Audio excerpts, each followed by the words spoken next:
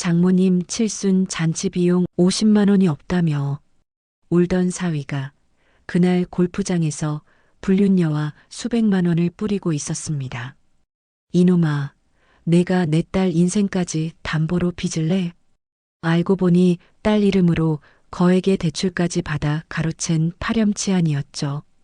저는 시장 바닥에서 다진 솜씨로 놈을 함정에 빠뜨려 전 재산을 몰수하고 빨간 줄을 선물했습니다.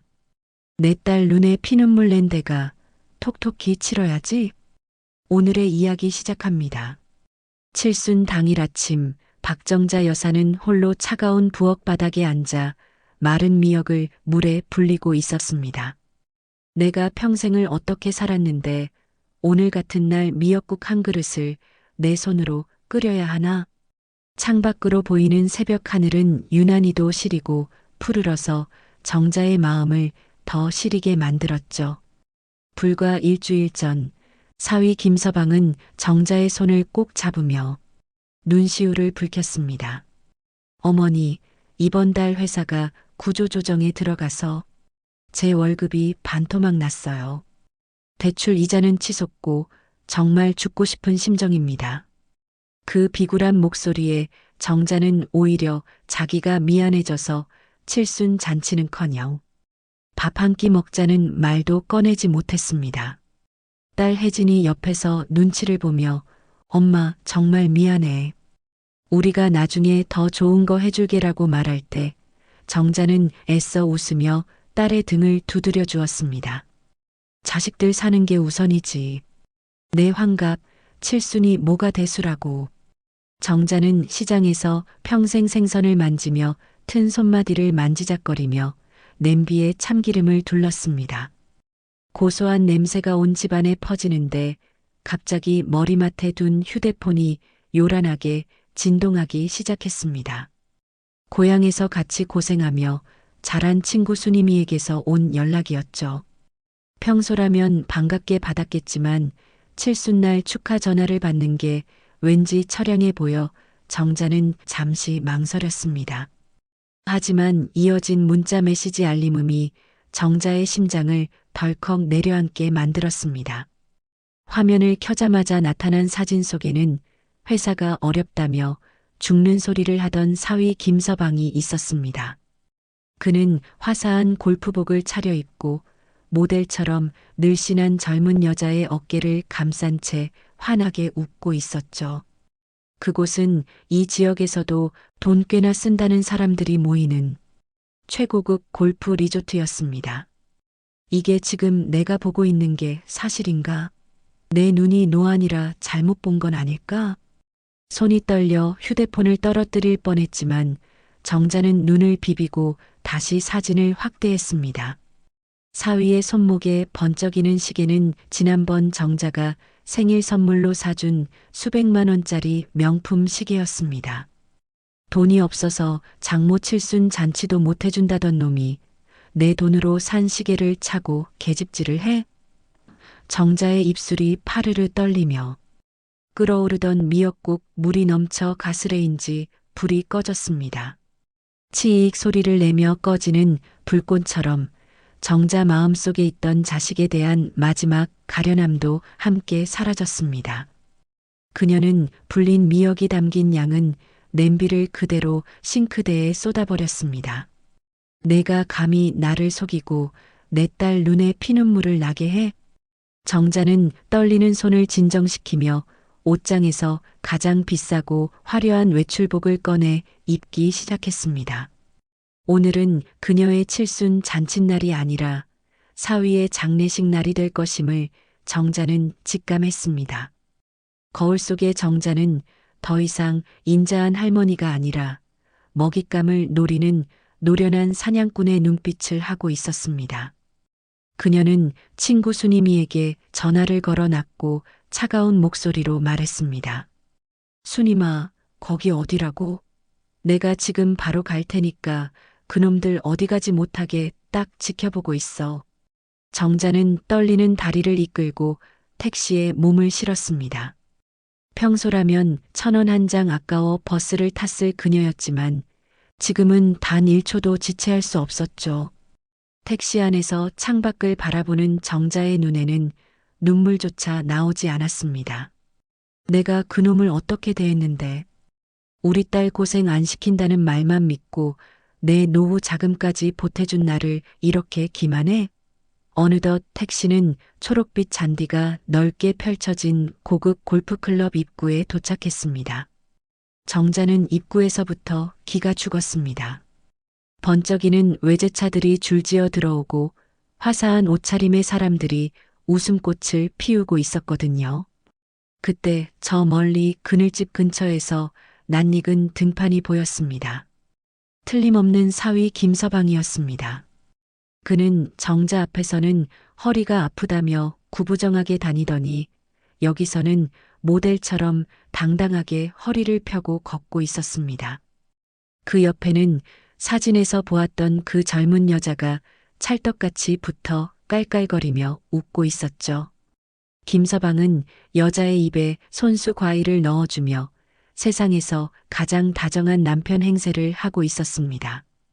저 입으로 내 딸 앞에서는 죽는 소리를 하고 내 앞에서는 돈 없다고 울먹였단 말이지. 정자는 기둥 뒤에 숨어 그 광경을 지켜보며 가슴을 쥐어뜯었습니다. 사위의 가방에는 정자가 사준 최고급 골프채 세트가 꽂혀 있었습니다. 장모님, 이 채로 열심히 연습해서 나중에 장모님 모시고 꼭 라운딩 갈게요. 그렇게 말하며 환하게 웃던 사위의 얼굴이 떠올라 정자는 구역질이 났습니다. 그때 김서방이 여자에게 봉투 하나를 건네는 모습이 포착되었습니다.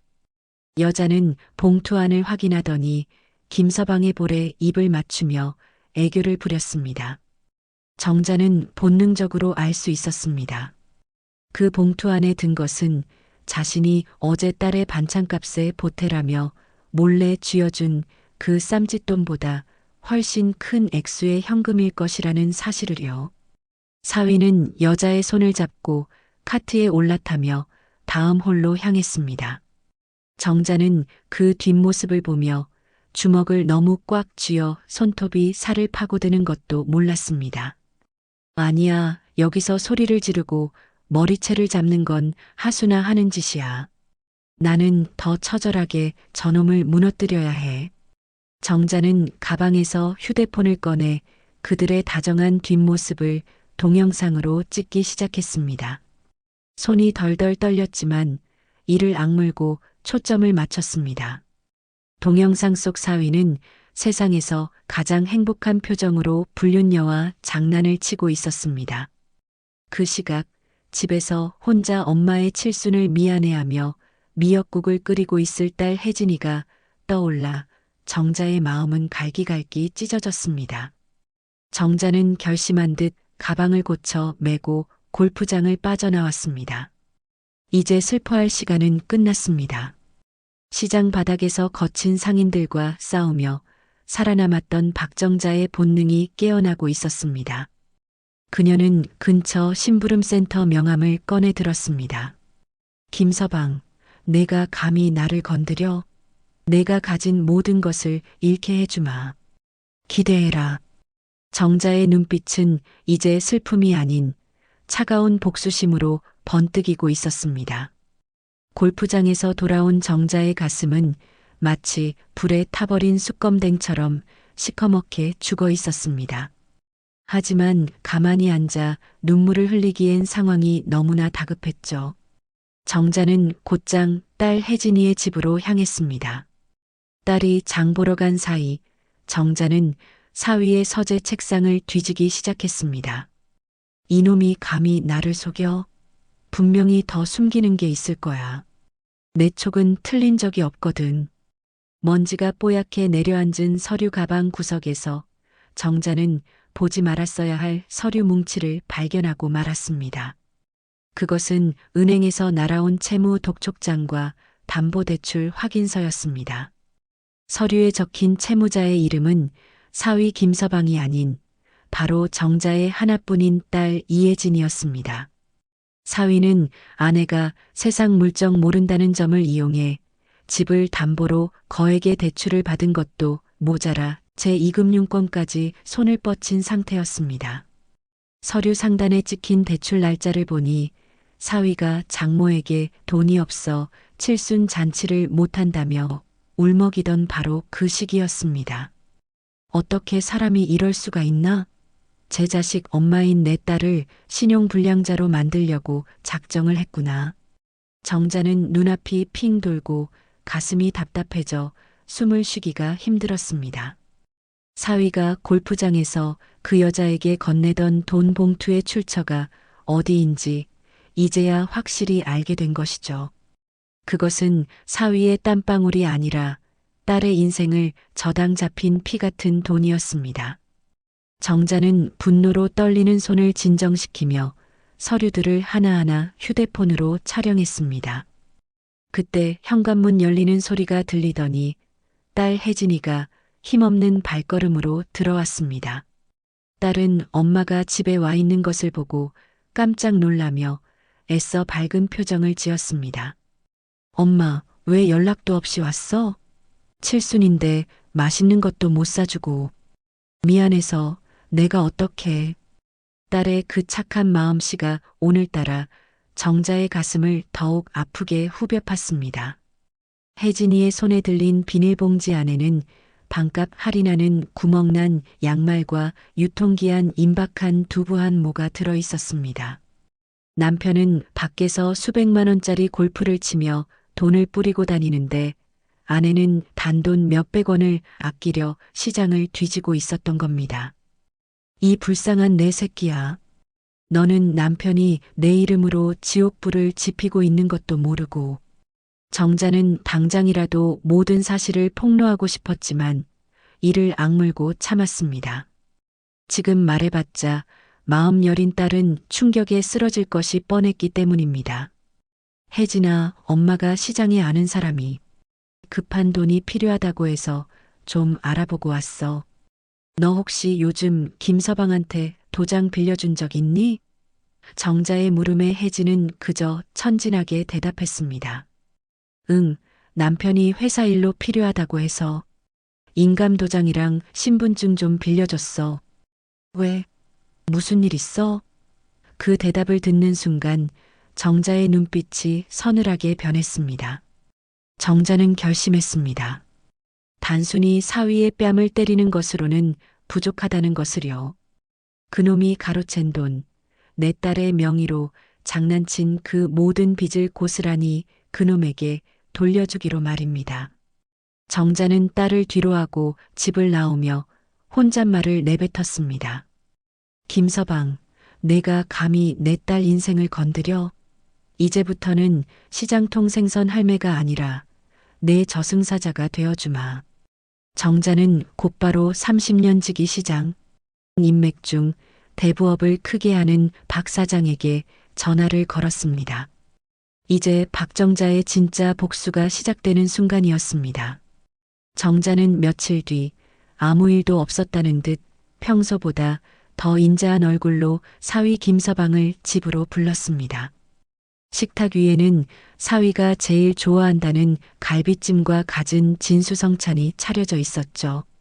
김서방은 제 발이 저린지 처음엔 눈치를 보더니 정자가 건네는 술잔을 받으며 금세 얼굴이 풀렸습니다. 저 간사한 낯짝 좀 보게.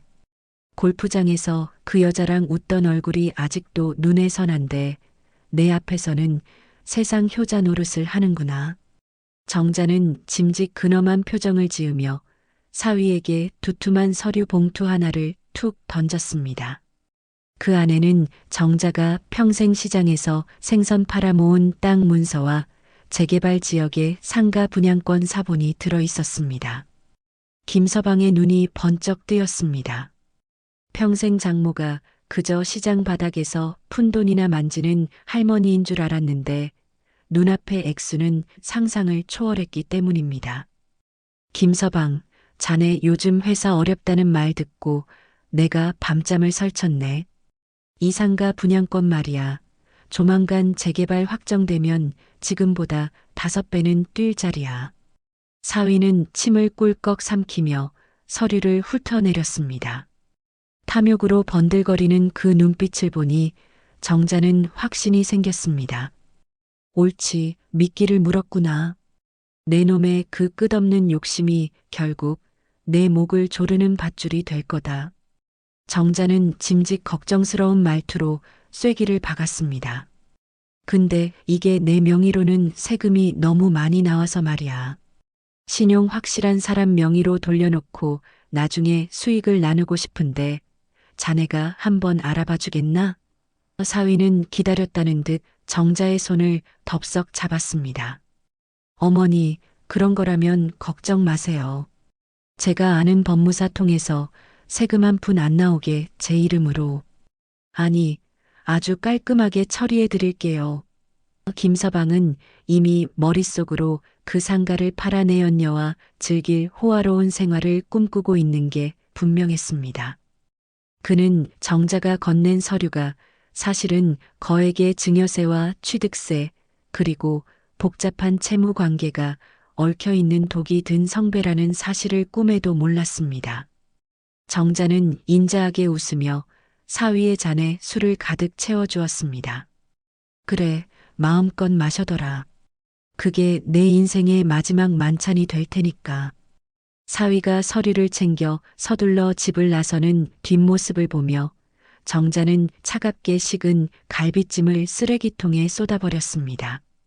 이제 덫은 완벽하게 놓였습니다. 사위는 장모의 재산을 가로채려 본인의 이름으로 온갖 서류에 서명하고 도장을 찍을 것입니다. 그것이 나중에 어떤 부메랑이 되어 돌아올지 그는 감히 짐작조차 하지 못하고 있었습니다. 정자는 창밖의 어둠을 응시하며 조용히 은조렸습니다. 김서방, 칠순 잔치 비용 50만 원이 아까워? 이제 너는 내 목숨값으로 그 대가를 치르게 될 거야. 정자의 복수국은 이제 멈출 수 없는 폭주 기관차처럼 달리기 시작했습니다. 사위 김서방은 장모가 건넨 상가 분양권이 자기 명의로 완전히 넘어왔다고 믿고 있었습니다. 그는 승전보라도 울리듯 내연녀를 불러 최고급 레스토랑에서 샴페인을 터뜨리고 있었죠. 자기야, 이제 우리 고생 끝이야. 그 노인네 시장 바닥에서 구르더니 머리가 어떻게 됐나 봐. 이 금싸라기 땅을 덥석 내 이름으로 넘겨주더라고. 김서방은 낄낄거리며 내연녀의 손가락에 값비싼 다이아몬드 반지를 끼워주었습니다. 이 멍청한 놈, 그 서류가 내가 짊어져야 할 거대한 빚더미라는 걸 알면 지금처럼 웃을 수 있을까? 그때 레스토랑의 육중한 문이 열리며 박정자 여사가 걸어 들어왔습니다. 화려한 모피 코트를 걸치고 평소에 굽은 허리는 온데간데 없이 꼿꼿하게 편 모습이었죠. 사위는 소스라치게 놀라며 자리에서 일어났습니다. 어머니, 여기가 어디라고 여길 오셨어요? 그리고 이 여자는 그냥 회사 동료인데. 정자는 대답 대신 사위의 얼굴에 얼음물이 가득 든 잔을 그대로 끼얹어 버렸습니다. 회사 동료? 그래, 회사 동료랑 골프장 가서 허리를 감싸고 내 딸 이름으로 빚내서 반지까지 사주는 게 요즘 유행인가 보지? 정자의 서늘한 목소리에 주변 사람들의 시선이 일제히 꽂혔습니다. 내 연녀가 당황하며 자리를 피하려 하자 정자는 미리 대기시켜둔 사람들을 시켜 그녀를 자리에 앉혔습니다. 어디를 도망가려 해? 이제 시작인데. 너희 둘이 같이 지옥으로 가야지. 정자는 가방에서 서류 한 뭉치를 꺼내 사위의 가슴팍에 내던졌습니다. 김서방, 내가 사인한 그 분양권 말이야. 그거 사실 재개발 취소된 지 오래된 땅이야. 게다가 그 땅에 묶인 압류대출금 5억, 이제 내 이름으로 완전히 승계됐더라. 사위의 얼굴이 순식간에 흑빛으로 변했습니다. 그게 무슨... 어머니, 그럴 리가 없잖아요. 저한테 돈 벌게 해준다고 하셨잖아요. 정자는 비웃음을 날리며 사위의 귀에 대고 속삭였습니다. 돈이 없어서 장모 칠순 잔치도 못 해준다며? 그래서 내가 내 소원대로 정말 돈 한 푼 없는 알거지로 만들어줬다. 그리고 내가 내 딸 이름으로 빌린 돈, 그거 내가 벌써 변호사 선임해서 고소장 접수했어. 횡령의 사문서 위조, 너 감옥에서 칠순 잔치하게 생겼더라.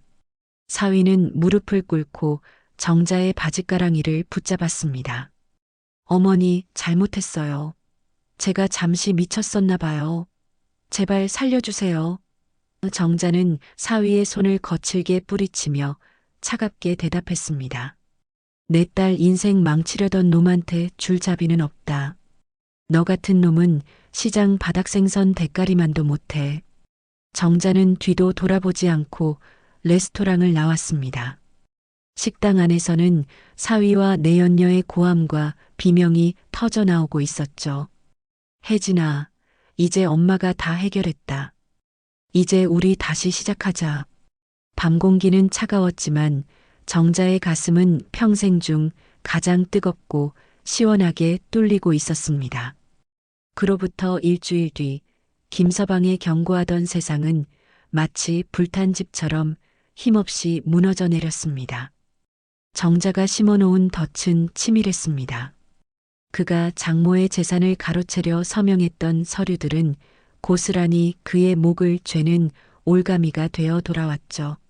사위는 회사에 횡령 사실이 알려져 파면당했고 내연녀는 그가 빈털터리가 되자마자 남은 현금과 시계까지 챙겨 자취를 감췄습니다. 사람 보는 눈 없는 놈이 계집 보는 눈은 있었겠나? 딱 제 수준에 맞는 사람을 만난 게지. 정자는 딸 혜진이를 데리고 사위가 술에 취해 널브러져 있는 집을 찾았습니다. 번듯하던 거실은 빈 술병과 담배 연기로 가득했고 김서방은 초점 없는 눈으로 천장을 보고 있었습니다. 혜진이는 남편의 처참한 몰골과 그간의 만행이 담긴 증거 서류들을 보며 소리 없이 오열했습니다. 당신, 정말 사람이 맞니? 어떻게 내 이름으로 그런 짓을 해? 우리 엄마한테 어떻게 그럴 수 있어? 딸의 절규에도 사위는 오히려 적반하장으로 소리를 질렀습니다. 다 장모님이 시킨 거야. 나를 속였다고. 그 노인네가 나를 함정에 빠뜨린 거란 말이야. 그 비겁한 변명을 듣는 순간 정자는 딸의 앞을 가로막고 사위의 뺨을 세차게 후려쳤습니다. 매서운 손맛에 김서방의 고개가 힘없이 돌아갔습니다. 이놈아, 아직도 정신을 못 차렸구나. 내 욕심이 내 무덤을 판 것이지. 누가 너를 밀었느냐? 정자는 품 안에서 이혼 합의서와 재산 포기 각서를 꺼내 그의 얼굴 앞에 던졌습니다. 김서방, 아니, 김진수 씨. 내 딸 인생에서 조용히 사라져라. 내가 저지른 빚은 내가 감옥에서 몸으로 때우든 평생 막노동을 해서 갚든 알아서 해. 사위는 비굴하게 정자의 다리를 붙잡으려 했지만 정자는 차가운 눈빛으로 그를 내려다보았습니다. 내 딸 명의로 된 대출금은 내가 이미 박 사장 통해서 다 해결했다. 대신 그 채권, 이제 내가 샀어. 이제부터 내 채권자는 은행이 아니라 나 박정자다. 그 말에 김서방의 얼굴은 공포로 질렸습니다. 평생 생선 비린내 풍기던 장모가 세상에서 가장 무서운 사채업자보다 더 거대하게 느껴졌기 때문입니다. 30년을 생선 대가리 치며 살았다. 내 놈 목 하나 치는 게 뭐 그리 어렵겠니? 혜진이는 눈물을 닦고 정자의 손을 꼭 잡았습니다. 늘 엄마 뒤에 숨기만 하던 여린 딸의 눈에 처음으로 도끼가 서렸습니다. 나 당신 절대 용서 안 해. 엄마가 준 기회, 내가 끝까지 지킬 거야. 두 사람은 미련 없이 집을 나섰습니다. 등 뒤로 사위의 절망적인 통곡 소리가 들려왔지만 정자의 마음은 더없이 평온했습니다. 이제 마지막 정리가 남았습니다. 정자는 딸을 태운 차를 몰고 자신이 평생을 보낸 시장으로 향했습니다. 드디어 최종 선고가 내려지는 날, 법정 안은 차가운 정적으로 가득 찼습니다. 피고인석에 앉은 김서방은 불과 몇 달 전에 번듯했던 모습은 간데없고 수의를 입은 채 초췌한 모습으로 고개를 숙이고 있었죠. 정자는 방청석 제일 앞줄에 앉아 그놈의 뒤통수를 뚫어지게 노려보았습니다. 저놈이 칠순 잔치 비용 없다던 그 입으로 변호사는 어디서 돈을 구해 선임했나 보지. 검사의 공소사실이 낭독될 때마다 방청석에서는 나지막한 탄식과 욕설이 흘러나왔습니다. 아내의 명의를 도용해 거액을 대출받고 장모를 기망하여 재산을 편취하려 한 죄질이 매우 불량하다는 요지였습니다. 사위의 변호인은 피고인이 사업 실패로 심신이 미약한 상태였으며 장모와 아내를 깊이 사랑하여 벌어진 비극이라며 뻔뻔한 선처를 호소했습니다. 그 순간 정자는 더 이상 참지 못하고 자리에서 일어났습니다. 판사님, 저놈의 사랑은 골프장에서 내연녀와 히히덕거릴 때 다 써버렸나 봅니다. 법정 경위가 제지했지만 정자의 목소리는 당당했습니다. 판사는 정자의 절박한 눈빛을 보고 발언의 기회를 주었습니다. 정자는 사위를 똑바로 가리키며 한자 한자 내뱉었습니다.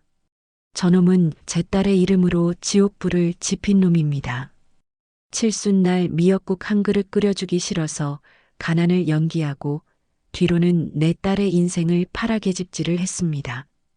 법이 저런 놈을 용서한다면 이 세상 부모들은 누굴 믿고 자식을 키우겠습니까? 내 평생 생선 팔아번 돈보다 더 귀한 게 내 자식 가슴이다. 그걸 갈기갈기 찢어놓은 너를 절대로 그냥 둘 수 없지. 사위는 결국 최후 진술에서 정자의 바짓가랑이를 잡으려는 신용을 하며 울부짖었습니다. 어머니, 한 번만 살려주세요. 혜진아, 내가 다 잘못했어. 우리 애를 봐서라도 한 번만. 하지만 딸 혜진이는 고개를 돌린 채 남편의 목소리를 외면했습니다. 그 단호한 뒷모습에서 정자는 딸의 성장을 보았습니다. 판사는 엄중한 목소리로 판결문을 읽어 내려갔습니다. 피고인은 가장 가까운 가족의 신뢰를 무참히 짓밟았으며 반성의 기미가 보이지 않아 엄벌이 불가피하다. 피고인 김진수를 징역 3년에 처한다. 징역 3년. 사위의 무릎이 털썩 꺾이며 법정 바닥에 주저앉았습니다.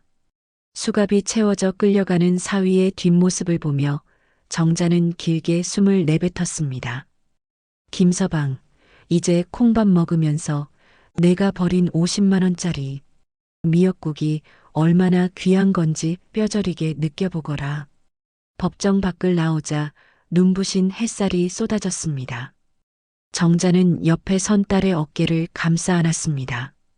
이제야 비로소 정자의 진짜 칠순 잔치가 시작되는 기분이었습니다. 사위가 교도소로 들어간 지 어느덧 반년이 지났습니다.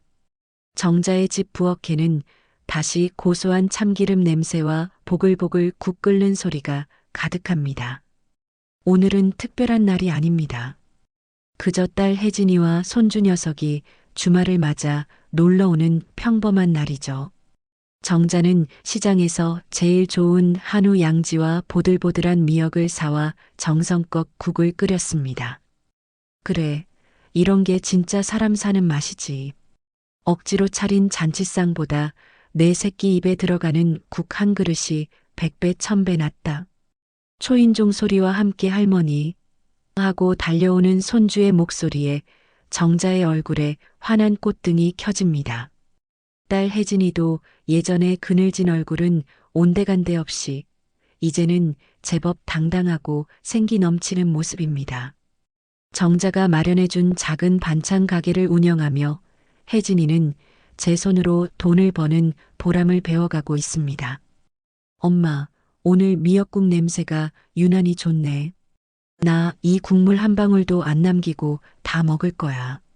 식탁에 둘러앉은 세 사람의 얼굴 위로 따스한 오후 햇살이 내려앉습니다. 혜진아 고맙다 무너지지 않고 엄마 곁을 지켜줘서 이제 내 인생에 다시는 비바람 치게 않아마. 식사를 마친 후 정자는 장롱 깊숙이 넣어두었던 통장 하나를 꺼내 딸에게 건넸습니다. 그 안에는 사위에게서 회수한 합의금과 정자가 틈틈이 모은 돈이 딸의 이름으로 차곡차곡 쌓여 있었습니다. 이건 내가 나중에 손주 녀석 대학 보낼 때 써라. 그리고 남은 돈으론 너 사고 싶은 옷도 사고 여행도 다녀. 남 눈치 보지 말고 박정자 딸답게 당당하게 살아. 딸은 통장을 받으며 엄마의 거친 손을 꼭 잡고 눈시울을 붉혔습니다. 정자는 그런 딸의 손을 토닥이며 창밖을 내다보았습니다. 저 멀리 시장 통로에는 오늘도 치열하게 삶을 일구는 사람들이 보입니다. 인생의 칠순 고개에서 만난 큰 풍랑이었지만 정자는 그 덕분에 무엇이 진짜 소중한지 다시금 깨달았습니다. 돈보다 귀한 것, 복수보다 달콤한 것은 결국 내 곁을 지켜주는 내 사람들과 나누는 따뜻한 밥 한 끼라는 사실을요. 정자는 거울 속에 자신을 보며 조용히 미소 지었습니다. 정자야, 고생했다. 너 참 잘 살았다. 이제 남은 인생은 너를 위해 더 멋지게 웃으며 살자. 박정자 여사의 진짜 인생은 70살의 이 따뜻한 미역국 한 그릇과 함께 새로 시작되고 있었습니다.